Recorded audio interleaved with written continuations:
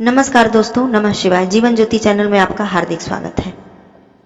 उपस्थित हूँ एक नए विषय के साथ।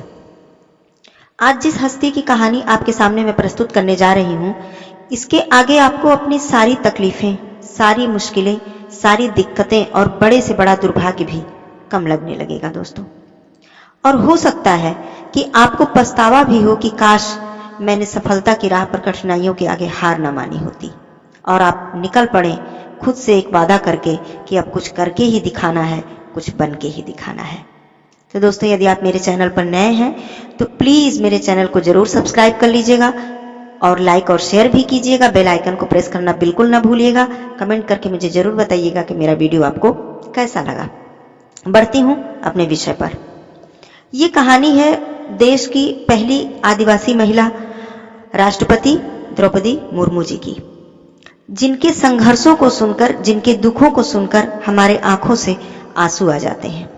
इतना दुख झेलने के बाद तो कोई भी हताश हो जाए, जीवन से हार मान ले, पर गजब की इच्छा शक्ति, गजब का धैर्य और अपार साहस के बल पर इन्होंने एक गांव की टीचर दीदी से राष्ट्रपति बनने तक का सफर तय किया।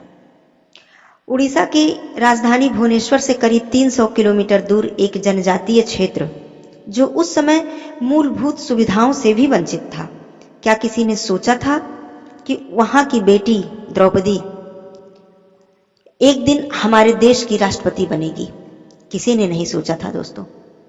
अपने व्यक्तित्व और कठिन परिश्रम और साहस से द्रौपदी मुर्मू जी ने यह साबित कर दिया कि एक महिला केवल मौन रहकर चारदीवारी में कैद रहने वाली चीज नहीं है, और उनका जीवन हमारे लिए एक प्रेरणा है, एक सीख है, एक सबक है।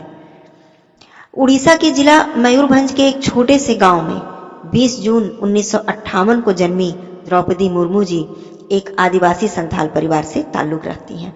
इन्होंने यहीं के एक सरकारी स्कूल से शिक्षा ग्रहण की।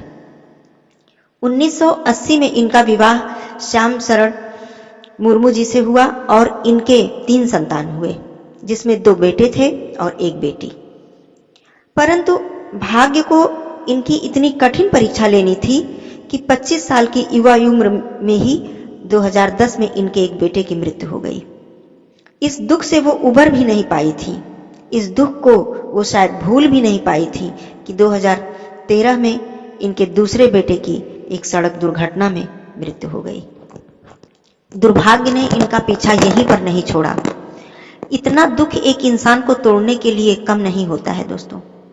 2014 में इन्होंने अपने पति को भी खो दिया। फिर माँ और भाई भी इन्हें छोड़कर इस दुनिया से चले गए। इतने सारे दुखों से उबरने के लिए इन्होंने आध्यात्म का सहारा लिया और खुद को संभाला, खुद को फिर से खड़ा किया, अपने आप को मजबूत बनाया और जीवन में कितने दुखों को सहकर, कितने संघर्षों को झेलकर इन्होंने अपना जीवन एक नए सिरे से दोबारा शुरू किया। हम जीवन में कितने छोटे छोटे दुखों से घबरा जाते हैं, हताश हो जाते हैं, परंतु द्रौपदी मुर्मू जैसी स्ट्रांग महिला से हमें जीने की शक्ति मिलती है।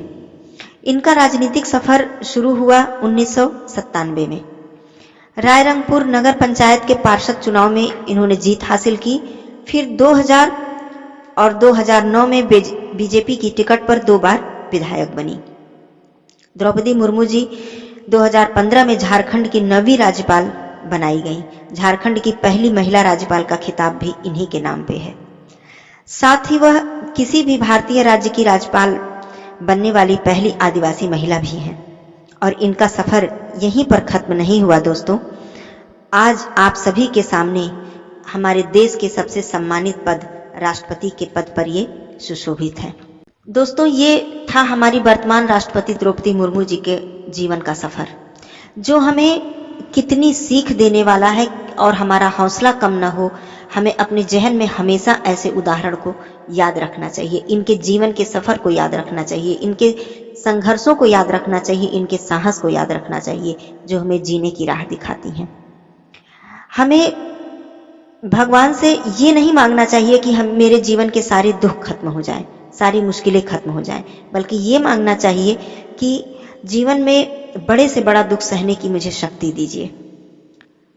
ये गीत तो आप सभी ने सुना ही होगा कि दुनिया में कितना गम है, मेरा गम कितना कम है। हम अक्सर अपने से सुखी लोगों को देखकर परेशान हो जाते हैं कि वो कितने सुखी हैं और हम कितने दुखी हैं, उनके पास कितना कुछ है और हमारे पास कुछ भी नहीं है। पर हम ये नहीं सोचते कि जो कुछ ईश्वर ने हमें दिया है शायद इतना भी किसी का सपना हो, इतना भी किसी के पास ना हो, किसी को इतना भी ना मिला हो। जब हम अपने से दुखी लोगों को देखेंगे, अपने से ज्यादा परेशान लोगों को देखेंगे, तब हमें अपना दुख कम लगेगा, अपनी परेशानियां कम लगेंगी। और हिम्मत और साहस की जो बात है वो हमारे अंदर ही होती है, हमारे अंदर ही छिपा होता है, बस उसे बाहर निकालने की देर होती है। जब तक जीवन है तब तक ना कठिनाइयां कम होंगी और ना परेशानियां हमारा पीछा छोड़ेंगी। लेकिन यदि हम हार ना माने तो शायद, यदि हम ठान लें तो शायद कठिनाइयां भी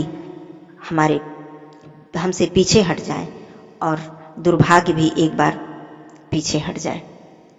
तो दोस्तों, मैं द्रौपदी मुर्मू जी की कहानी सुनाकर मैं ये बताना चाहती थी कि हमें हौसला और साहस और हिम्मत के साथ ही जीवन में आगे बढ़ना है और संघर्ष को झेलते हुए, दुखों को झेलते हुए भी कभी हार नहीं मानना, हताश नहीं होना, निराश नहीं होना है।